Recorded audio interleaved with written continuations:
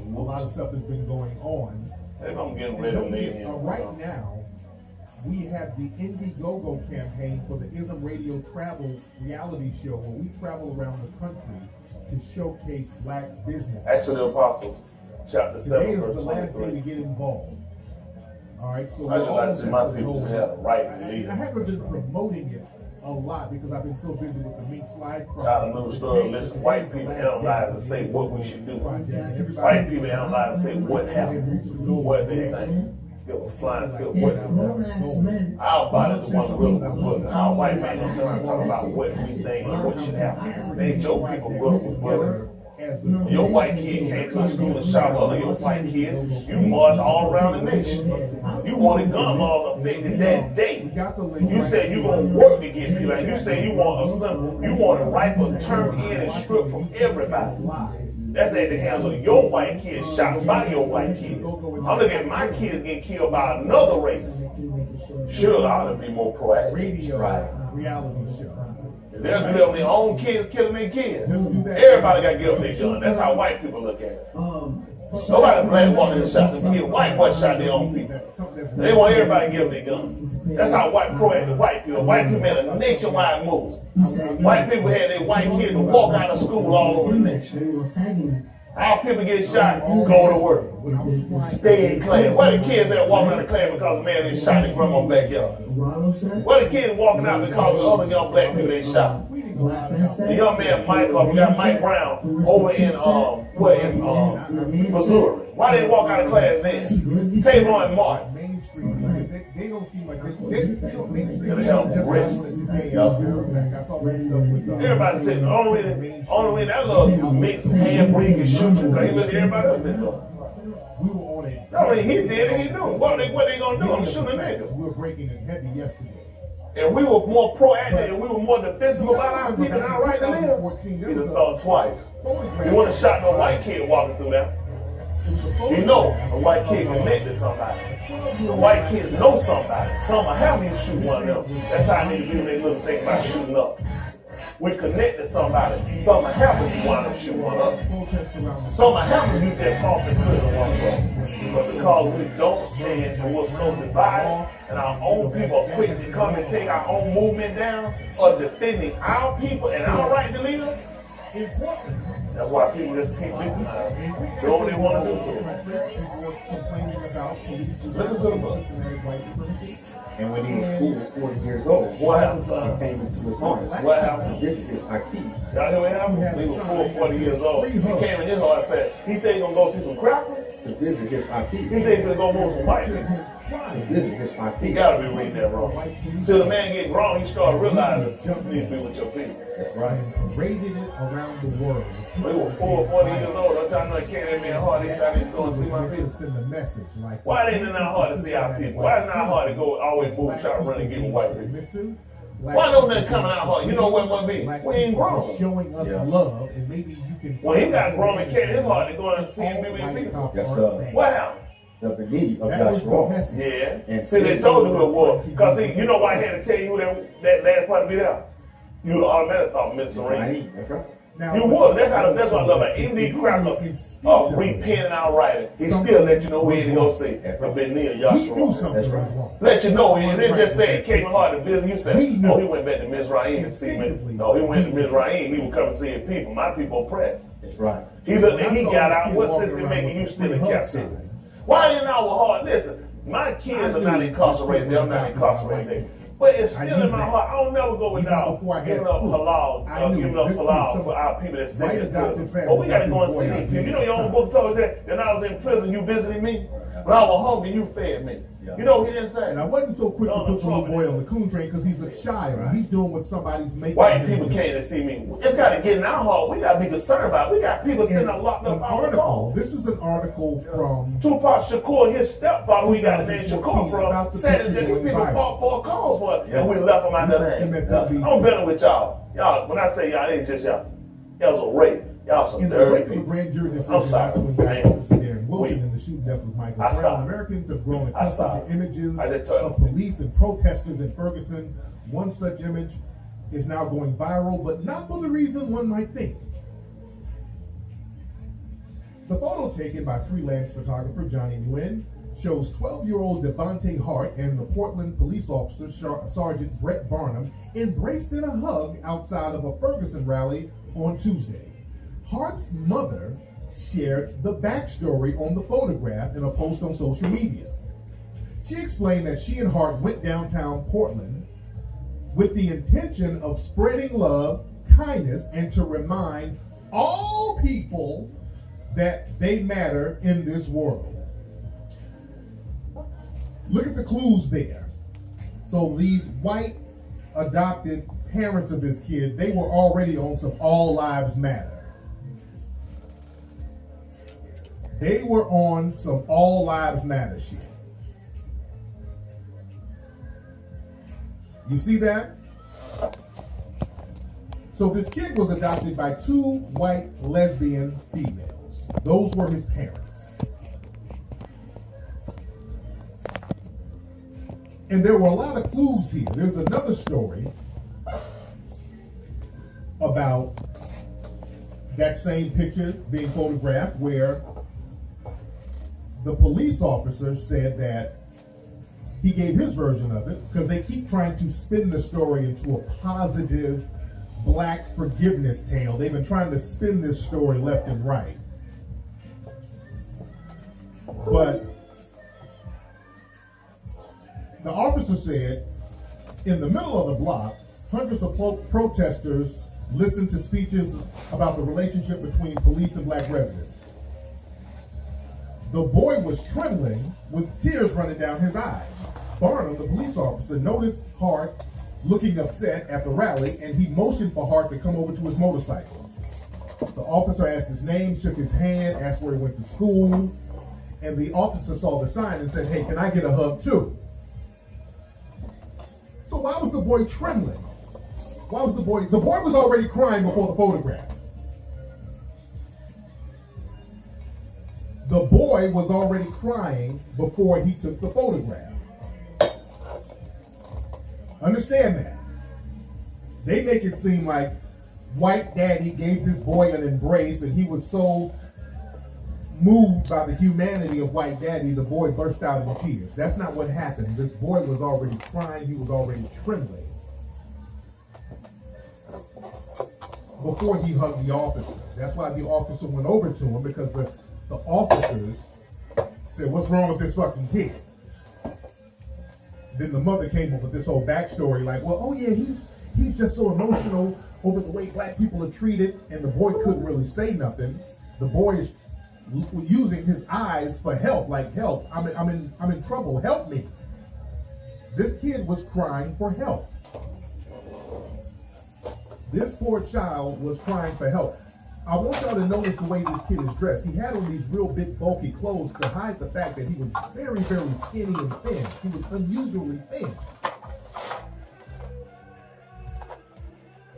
But they were forcing this kid to walk around with these free hug signs, and this boy was looking to people to help him. That's why he was crying. Because these women who adopted him, these white women, they were abusing this boy. A story came out this week. Up there, I think they lived in Oregon. But child services had been called to the house of these white women lesbians, white supremacist female lesbians. Child Protective Custody Services, they've been called to their house a couple of times because these women had a bunch of adopted black kids. They had a bunch of kids, they had about 4 or 5 black children that they adopted. Always look at that as a red flag. See, black folks got this thing that white mommy and white daddy, they're adopting you because of the kindness in their hearts. Let me tell y'all something.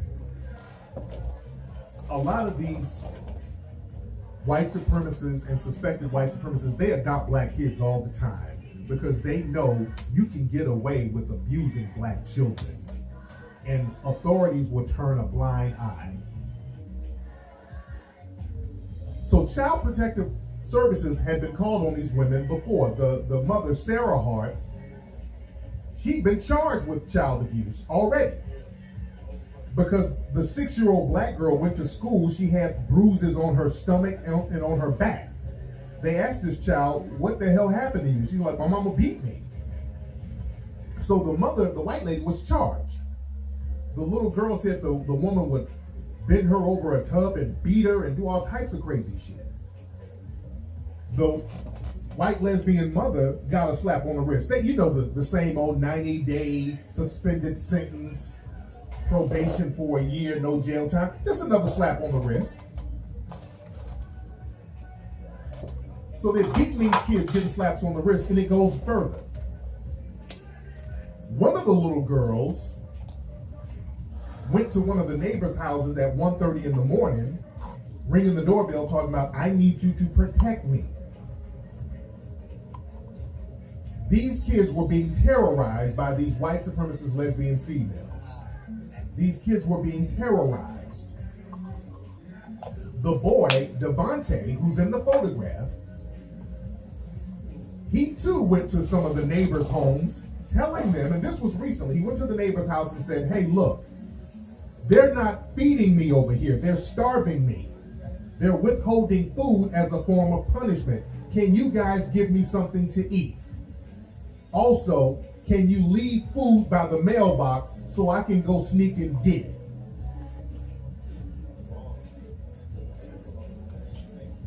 They had a torture chamber in there for these fucking kids. That's when the neighbors decided, hey, we might need to call somebody. So they called child services. After they called child services came by the house. The women got the kids and they fled. They hurry up. They got out the house because they knew the jig was up. These women got in the car and drove off of a cliff.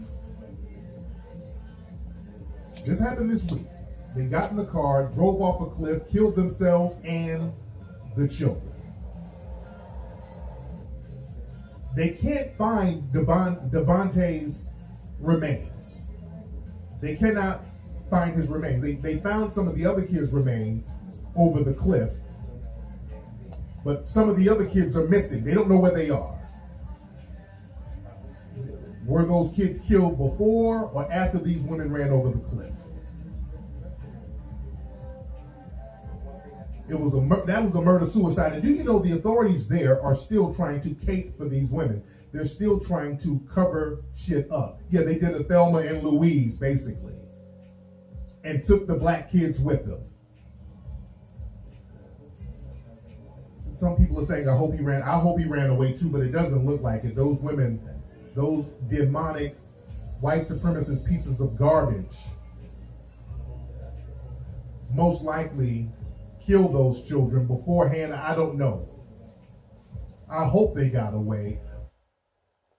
All right. Guess what?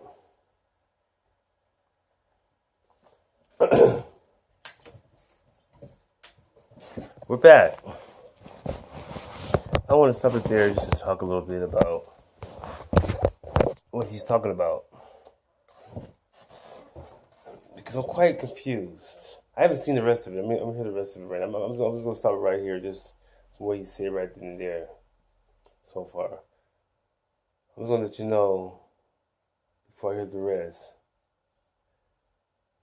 that what he's describing of these women who apparently brought these kids in,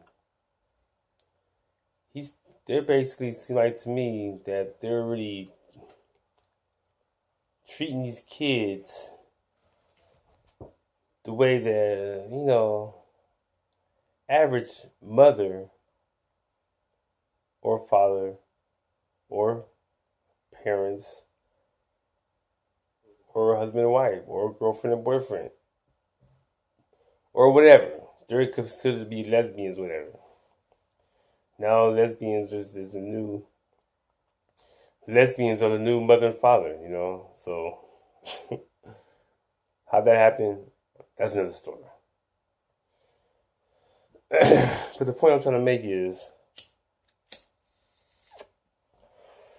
So far to me, he described two loving parents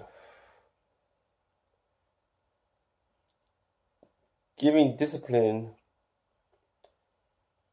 to some kids nowadays. Because for as far as me, my daughter at 6 years old, I didn't have to go through that. Believe me, I can understand how.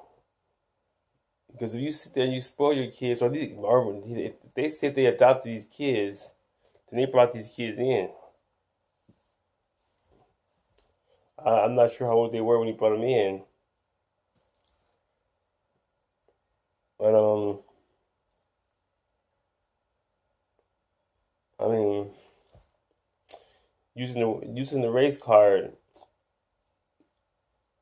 because they're white, because if they're black, it'd be no problem. That's just a black woman, you know, discipline their badass kids. But because they're white, that's the problem. Because they're white, you know. So I understand this whole race skin color thing.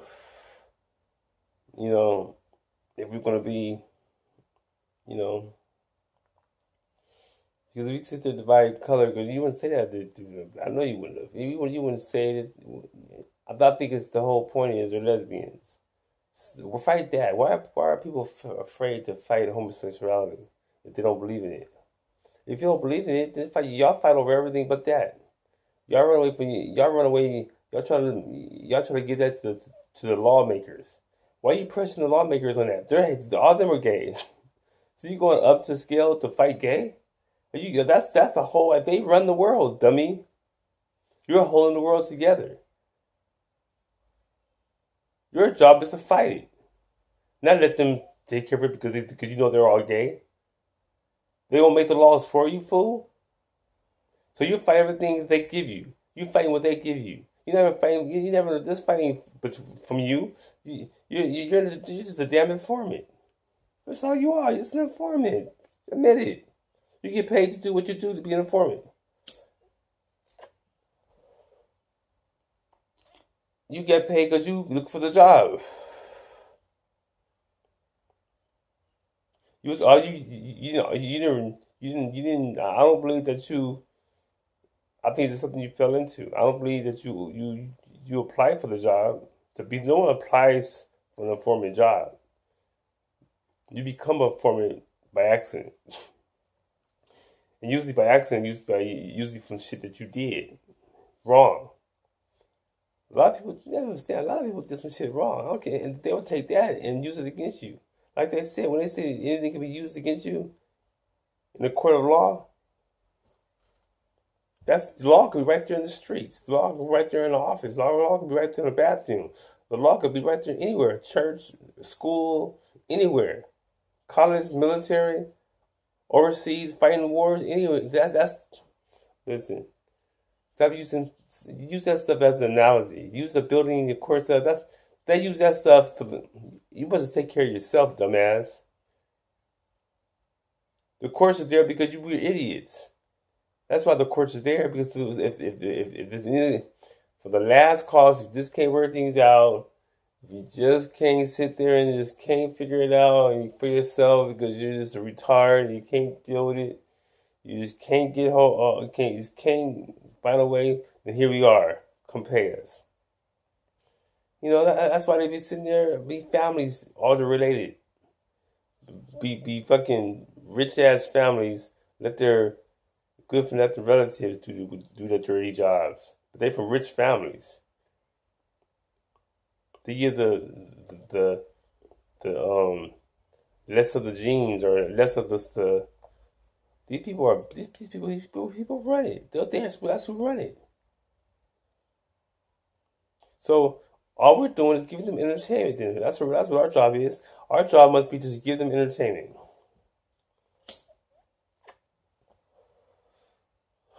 And that's what we're doing. We're giving them entertainment. So all this stuff that you're doing, all this stuff is all make believe. All make believe by some people you don't even want to. They need that pretty much just got exposed, pretty much, because they all work for them. All these coons y'all throw around, all that stuff they be talking. All these coon people, all these different people saying coon this, coon that. What else they be saying? Stuff like bed winches. Whatever. I be hearing a whole bunch of stuff that is like I said, history repeating itself. But you're nothing. You're the coon. I've watched this. Listen. Oh my gosh. I'll be 50 in a couple of years, okay? It's supposed to be. If I make it, I make it. If I don't, whatever. And don't mean nothing to me. It doesn't really matter. Why would it matter?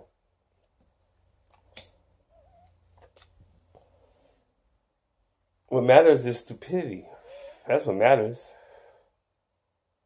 You sitting there saying some stuff like I'm in third grade. Like I wasn't raised with white folks. Like I don't know white folks. Like I don't know how they think or how they feel. I know more about white people than I do black people. Because they don't show me no goodness. All they want to show me is some silly shit. I'm not saying it's bad, but it's not good. So if it's not good to me, it's bad coming from you. Because we should know everything. We are the gods that came here and did this, did that. We have to be. Because I know both sides. Thoroughly. I was dumb as hell. I didn't know. I was really was a damn retard. You think I'm a retard now. Man, y'all niggas just don't know. I was a real retard. I mean, I was like, damn, I'm crazy like that. And I was raised with a mom who was always angry with me because she knew I didn't have it. Because of propaganda.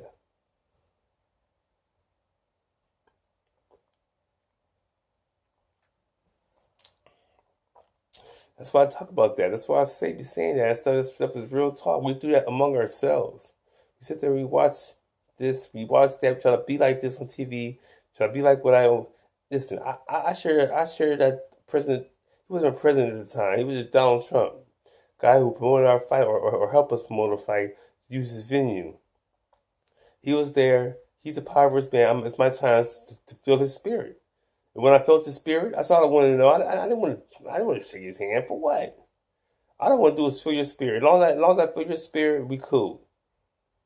When I walked up there and saw him, I felt the spirit when he was just standing there and tried to find out what was going on while I was sitting there arguing with with his peoples.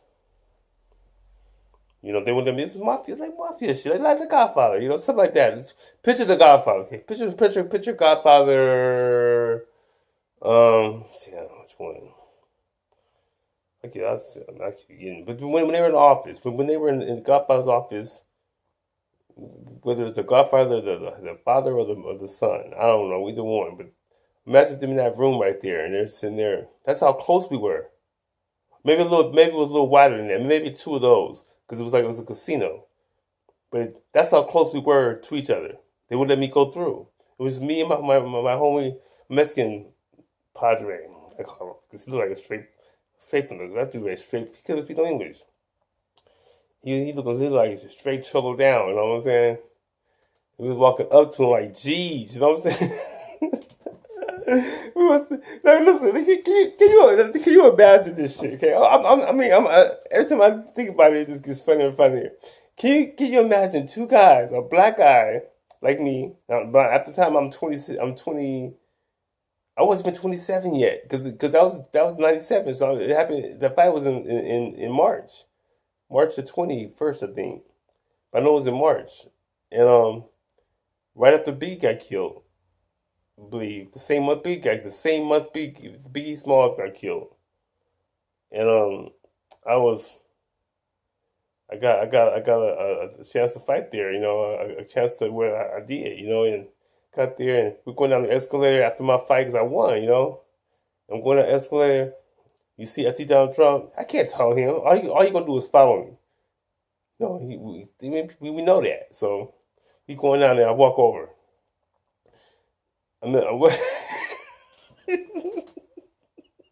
It's a casino, so can you imagine two guys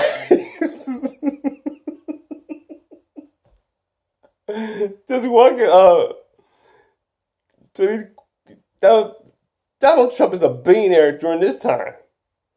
Can you imagine a billionaire? People are fascinated by billionaires now in 2018. Yeah, I mean, not as much as they are, but there's so many of them. You know what I'm saying? Millionaires, you could have millionaire friends. You know what I'm saying? So that's nothing nowadays. But back then, I just got the military, right?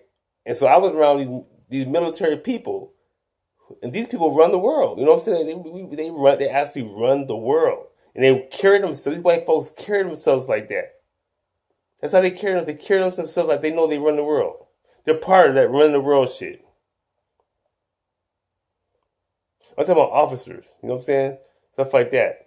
That's why I was around, because I was a fighter. I was talking about more in I had more in Germany. I had a little bit in Oklahoma, more in Germany though, because Germany was a different type of military over there. The whole system was different. The whole way of thinking was old thinking.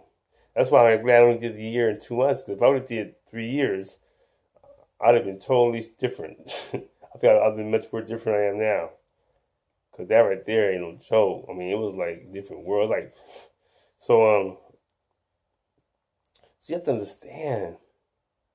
We walking up to Donald, just walking up to him like, "What's up?"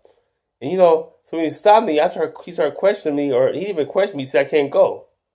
I had that honey in my hand like this. You know what I'm saying? I just got me a beer. I just want my fight. It's a 3-cup time. You know what I'm saying? So, and back then I get buzzed. I get buzzed easily now. I don't need one cup. I get buzzed real easily. You know, I started drinking till I was 21. I started smoking till I was 42. Come on. So, you know, yeah. But what else? Oh yeah, back to these lesbians who got they complain about these kids, you know, and you know, I mean, it's like they really for them to go through all that and have to go through this, go through that. I'm not. That's more love than you'll never see. I mean, they must have real love for those kids, because you're not gonna beat no kids. My parents wouldn't have beat me. My parents beat me the same way. Everything you described with those kids, that's what I got too. Went to school like that, but I was just showing my scars. Those scars. I raised by white folks. Like you said yourself, you know, they don't care if you beat a black kid. Do these white folks care about me? Getting beat? Please. But then that's what I thought though. My brother, he went to school when he got older. My brother, he's my brother's he's about 14 years younger than me. So when I was in high school, he was just born, and he went to school. He went to school showing his marks. You know, he went to school showing it. He used the law. The law came to the house, but then put that in Pop's record. He put that in his records. That was in it had to be 2000s, or no, it was 2000, because we was living over by the white folks on Harvey Street, and so they had to be the 90s. Yeah, the 90s, because he was going to MacArthur from the middle school, a school that I was the first to get suspended in. You know, I got suspended from that school. I was the first one to get suspended from that school. That's the one I hit that white boy. Yeah. And, anyways, that's another story. But yeah, man. I mean, you have to understand. I came from the other side of town. You know, I would just see, to understand, these kids knew who I was. They knew I was. They knew that I was made in Compton. First of all, that was a strike right there. So I had no choice to be tough. They was to force me. The church used listen. Church would sit there and bring the. I was like, "What are you guys doing? This is wrong," you know. So I would go to church playing Jesus, you know, because they would teach me in church to be like Jesus. They would sing those jamming songs like Soul Train. You know, it's like BT in there. You know what I'm saying? This gospel light. The 70s, man. The 70s was like Soul Train was nothing. I was mad when I saw Soul Train every week. Only reason I watched it because we that's all we had on TV. You know, we had one channel. I mean, we had no other channels, but niggas came on not so often. Okay, so we only had we would stay. We have to wait a week to see a show. Those shows come once a week. I mean, they do now, but you got so many. You got so many. Think about it. The Jeffersons. Yeah, Jefferson's Good Time. We had that in the 70s, right? But the real ones, the uplifters, like, you know, I mean, as far as families and stuff, you know, for me, because I was raised by white folks. And I think Bill Cosby had his places kind of like among white folks. But it was different because, you know, it was the East Coast, you know, so I really couldn't relate. I related the best way I could, but no one really could relate with me. Because I was living in California, Orange County, and Orange County was in LA. So we had to be our own type of, and it was mostly a Republican atmosphere, real proper, real, you know, all that. So we had nothing to relate with, you know. Everything we related with was military style. You know, you can live in the street with all these different types of people who are either upper middle class, poor, upper middle class, poor. Yeah, you get those sections, and they're all mixed like that because of the military. I believe. I mean, you might have one street that's supposed to be all hard and tough, or two. You know, you might hear about it and everything, but you know that could be just from anything. You know, I mean, I don't know, but it wasn't. I mean, to me, personally, there probably was more because they lived there, but I'm talking about the 70s, 80s. I'm not talking about now. Now it's a whole different world. But all